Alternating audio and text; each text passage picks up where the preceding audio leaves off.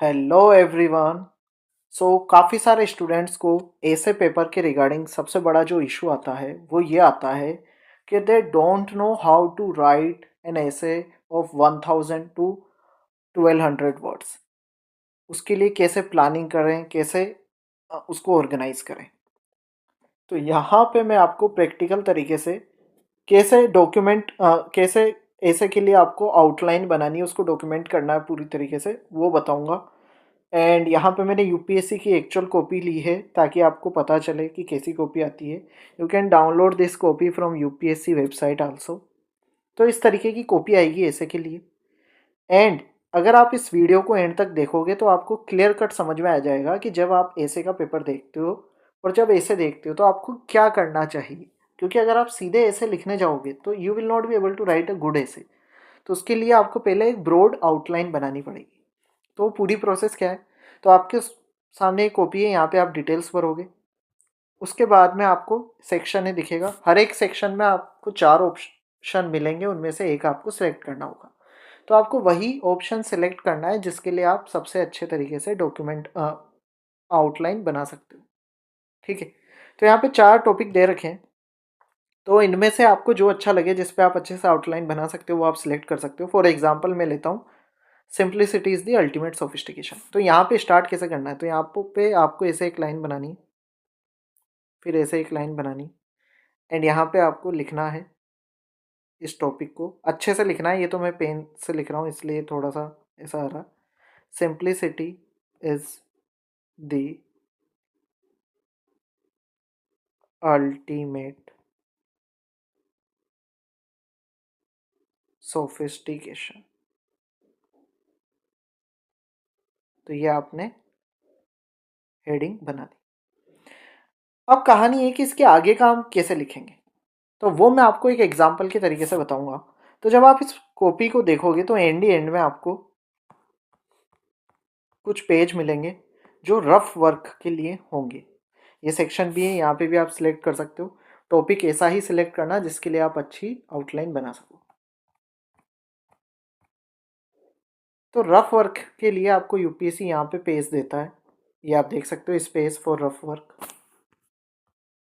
1 2 3 page आपको मिलेंगे और ये है जहाँ पे एग्जामिनर आपको मार्क्स देगा। ठीक है। तो अब सबसे पहले देखते हैं कि आपको आउटलाइन बनानी है। तो यहाँ पे मैं कोई दूसरा टॉपिक लूँगा, मैं लेता हूँ there is no path to happiness. जो भी टॉपिक आपने सिलेक्ट करा है, ठीक है। तो अगर मान लो पेपर में ये टॉपिक आता और मैं इसको सिलेक्ट करता तो मैं उस टॉपिक को यहाँ पे लिखता पहले, there is no path to happiness, happiness is the path. अब ये टॉपिक है, इसकी मुझे आउटलाइन बनानी है क्योंकि इसी आउटलाइन के बेसिस पे मेरा ऐसे बनेगा। तो अब इस टॉपिक को देख के सबसे पहले मुझे कीवर्ड आइडेंटिफाई करना है जिसको मैं डिफाइन करूँगा। तो कीवर्ड क्या है, हैप्पीनेस। तो इसको मैं डिफाइन करूँगा। स्टार्टिंग के लिए सबसे पहले मैं क्या करूँगा, एनेक्डोट का यहाँ पे एक सेक्शन बनाऊँगा, मतलब इसको मैं ऐसे ही लिख रहा हूँ। ठीक है कि जो ऐसी एनेक्डोट जो इसको जस्टिफाई करे। फिर उसके बाद में डिफाइन करूँगा, किस चीज़ को डिफाइन करूँगा, हैप्पीनेस को। मान लो यहाँ पे 2 कीवर्ड होते, लग्जरी एंड कंटेंटमेंट, इस तरीके से अगर कुछ कीवर्ड होते तो मैं लग्जरी वो कीवर्ड को लिख देता है। ठीक है। फिर तीसरा जो मेरा फोकस रहेगा वो आइडेंटिफाई करने पे डायमेंशन। तो ये जो टॉपिक है ये ऐसा टॉपिक है जिसके ऑलरेडी डायमेंशन है। There is no path to happiness, happiness is the path. ठीक है। अब जैसे वो वाला जो हमने टॉपिक देखा था simplicity is the ultimate sophistication, तो वहां पे क्या होता, हम उसको जस्टिफाई करते, अगर एक ही लाइन है तो हम सिंप्लिसिटी इज द अल्टीमेट जो सोफिस्टिकेशन वो हमारा पहला डायमेंशन होता। और क्योंकि उसमें कोई दूसरा डायमेंशन दे नहीं रखा तो हम उस टॉपिक को काउंटर करते कि why sometimes simplicity is not quite sophisticated, और फिर हम बैलेंस्ड सिंथेसिस देते। तो 3 सब हेडिंग वहाँ पे ऐसे बनती है उस टॉपिक की। लेकिन यहाँ पे ऑलरेडी मुझे 2 डायमेंशन दिख रहे हैं तो मैं इन्हीं को लूँगा। पहला डायमेंशन हो जाएगा मेरा नो पाथ टू हैप्पीनेस। तो जब मैं ऐसे लिखूँगा तो ऐसे के अंदर भी मैं इसको एक सब हेडिंग के तौर पे इस तरीके से बंद कर दूँगा। तो इसके अंदर मुझे क्या करना है, कुछ मुझे पॉइंट सोचना है। ठीक है, मैं पॉइंट सोचूंगा। अभी के लिए मैं इसको ऐसे लीव कर रहा हूँ। हैप्पीनेस इज द पाथ, ये मेरी दूसरी सब हेडिंग हो जाएगी। इसको भी मैंने बॉक्स में बंद कर दिया। यहाँ पे मैं पॉइंट सोचूंगा। फिर इसके बाद में वे फॉरवर्ड क्या सजेशन में दे सकता हूँ, एंड देन कंक्लूजन। डन। ये वाला जो स्पेस रहेगा ये दूसरे ऐसे की आउटलाइन के लिए रहेगा। तो इस तरीके से पहले तो मैंने एक स्ट्रक्चर बना लिया। अब मुझे मान लो एनेक्डोट याद नहीं आ रही, लेकिन मुझे हैप्पीनेस की डेफिनेशन आ रही है याद, गांधी जी की। ठीक है, happiness is when what you think, what you say and what you do are in harmony. तो मैं यहाँ पे गांधी जी लिख दूंगा और उस डेफिनेशन को भी एक कीवर्ड में लिख सकता हूँ कि मुझे ये वाली डेफिनेशन लिखनी। तो जब मैं ऐसे लिखूंगा तो जब वहाँ पे डिफाइन करने का वक्त आएगा तब मैं ये यूज़ कर लूँगा। एनेक्डोट फिर मुझे याद आती है गौतम बुद्धा की, कि Gautam Buddha was searching for happiness in luxury initially as Siddhartha, then he left his home and left all the material things. ठीक है, and then he followed extreme asceticism, but finally he realized that there is no as such path to happiness. Happiness lies in oneself. And then he started meditating and realized enlightenment below the Buddha Bodhi tree. तो मैं यहाँ पे इस anecdote को ये मैंने लिख लिया। ये मैं अच्छे से एक्सपेंड करके 1.5 पेज में या 1 पेज में लिख दूंगा। और फिर जब आप एनेक्डोट एंड करोगे ऐसे के बाद में, तो वहाँ पे एंड में आपको लाइन लिखनी है, this shows that there is no path to happiness, happiness is the path. जो भी ऐसे की थीम है वो आपको वहाँ पे लिखनी है, ताकि उससे लगेगा कि यू हैव जस्टिफाइड ऐसे थी। फिर उसके बाद में हम डेफिनेशन लिखेंगे, उस वो हमारी तैयार हो चुकी है। डेफिनेशन पे कैसे आएंगे, तो जब हम एक्चुअल ऐसे लिख रहे होंगे तब हम लिखेंगे एनेक्डोट के बाद में। But firstly, before coming to the topic, we must understand what is the meaning of happiness. So, there can be multiple definitions of happiness, but the most appropriate is the one given by Gandhi ji. And फिर हम गांधी जी की definition लिख देंगे। Then फिर आप flow maintain करने के लिए लिखोगे, now we need to understand why there is no part to happiness. फिर आप पेज पे सब हेडिंग बना दोगे, नो पार्ट टू हैप्पीनेस। अब मुझे इसके लिए कुछ पॉइंट्स ऐड करने हैं कि क्यों कोई पाथ नहीं हैप्पीनेस के लिए। तो अगर आप अब यहाँ पे आपको लगेगा टाइम, ये थर्ड फोर्थ एंड फिफ्थ में सोचने के लिए आपको टाइम लगेगा, क्यों कंक्लूजन में भी हो सकता है आपके माइंड में आ जाए कि कंक्लूजन में देखो कुछ ना कुछ विजन होना चाहिए हमारे पास, कुछ कीवर्ड होना चाहिए जिससे हम एंड करें कंक्लूजन, वो हमारे आखिरी वर्ड हो ऐसे के लिए। तो प्रेफर करो कुछ श्लोक, कुछ विजन, कुछ भी ऐसा हो। तो यहाँ पे मुझे याद आ रहा है एक श्लोक, सर्वे भवन्तु सुखिना सर्वे शांतु निरामया। तो ये श्लोक क्योंकि आप एथिक्स के लिए प्रिपेयर करते हो, वो यहाँ पे भी ऐसे में भी यूज़ हो सकते हैं। तो ये हमारे फाइनल वर्ड्स होंगे कंक्लूजन में, इससे हमारा ऐसे एंड होगा। इसको आप चाहो तो इंग्लिश में भी आप लिख सकते हो एक्सप्लेनेशन के लिए।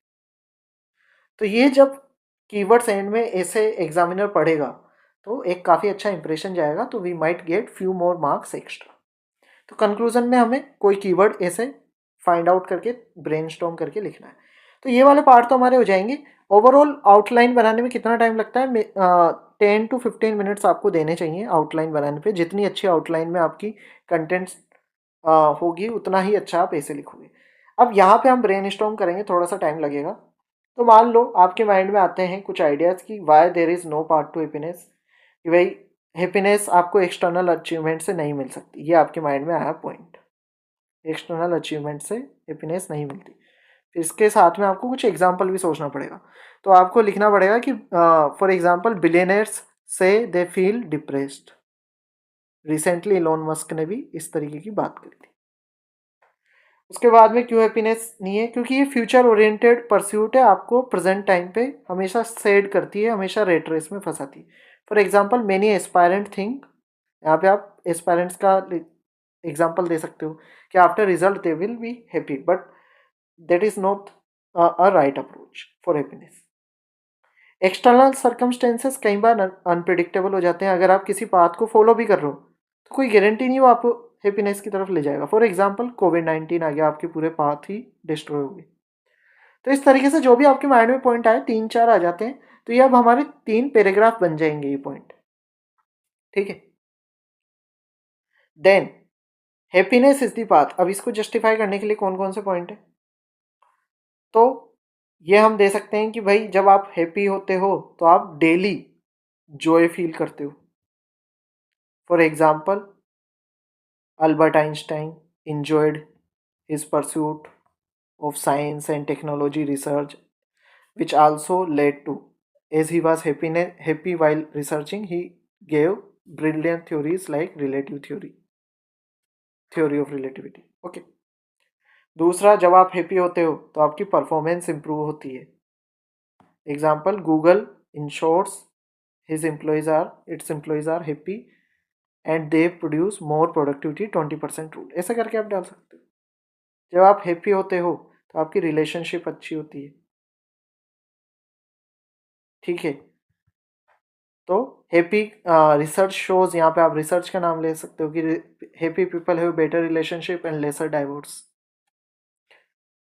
तो ये 3 हमें points and example happiness is the path के भी मिल गए। तो ये हमारे 3 पैराग्राफ बन जाएंगे। अगर मान लो आपको यहाँ पे एक और पॉइंट याद आ जाता है कि हैप्पीनेस अगर रहोगे तो आपकी मेंटल हेल्थ अच्छी रहेगी, तो आप अच्छे से चीज़ों को याद कर सकोगे, स्टडीज़ में परफॉर्म कर सकोगे। तो यहाँ पे आप जैपनीज़ इकिगाई का कंसेप्ट भी दे सकते हो कि finding joy in daily task enhances one's resilience. ये हो गया। अब आगे करना क्या चाहिए, तो आगे क्या करना चाहिए, आप एक एग्जांपल दे सकते हो वे फॉरवर्ड में। थोड़ा ब्रेनस्टॉर्म करोगे, हो सकता है आपको मेडिटेशन माइंडफुलनेस का पॉइंट याद आ जाए। तो इसके लिए हम क्या करें, national education policy should focus on mindfulness. फिर आपको और हैप्पीनेस के लिए क्या कर सकते हैं, फाइंडिंग जॉय इन सर्विंग अदर्स। फिर यहाँ पे आप गांधी जी का क्योट लिख सकते हो, again that you will find your self in the service of others. और क्या सजेशन हो सकता है कि डेली ग्रेटिट्यूड हमें करना चाहिए, उससे हम हैप्पी फील करेंगे। तो ग्रेटिट्यूड डायरी मेंटेन करो, इस तरीके से आप सजेशन दे सकते हो।